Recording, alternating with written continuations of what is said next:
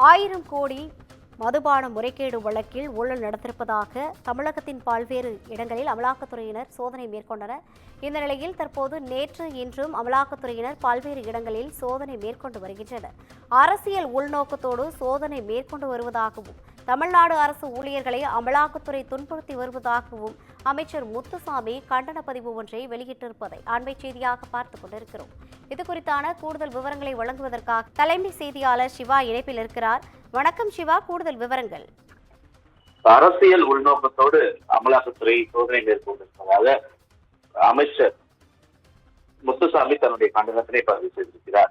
கடந்த அதிமுக ஆட்சி காலத்துல லஞ்ச ஒழிப்புத்துறையால் பதிவு செய்யப்பட்ட வழக்குகளை அடிப்படையாக கொண்டு திமுக ஆட்சியில் டாஸ்மாக் நிறுவனத்தின் முறைகேடுகள் நடைபெற்றதை போன்று சித்தரிப்பதற்காக அரசியல் உள்நோக்கத்தோடு கடந்த மாதம் டாஸ்மாக் நிறுவனத்தினுடைய தலைமை அலுவலகத்தில் அமலாக்கத்துறை சோதனைகளை மேற்கொண்டது என்றும், இந்த சோதனையின் போது டாஸ்மாக் நிறுவனத்தினுடைய செயல்பாடுகள்ல முறைகேடுகள் நடைபெற்றதற்கான எந்தவித முகாந்திரமும் ஆதாரமும் கிடைக்காத நிலையில 1000 கோடி ரூபாய் ஊழல் நடைபெற்றதாக ஒரு கற்பனை செய்தியை அமலாக்கத்துறை வெளியிட்டது என்றும் அவர் குறிப்பிட்டிருக்கிறார்.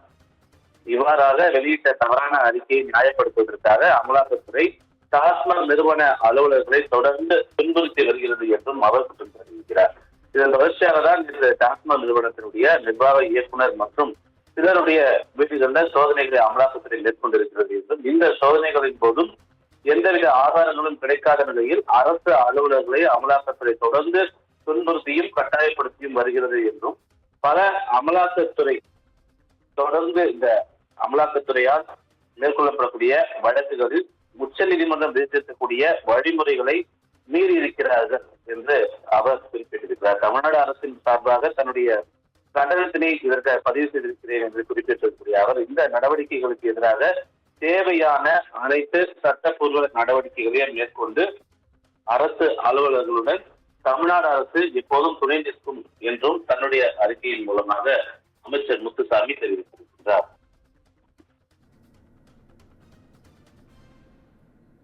கூடுதல் விவரங்களை வழங்கியமைக்காக நன்றி சிவா.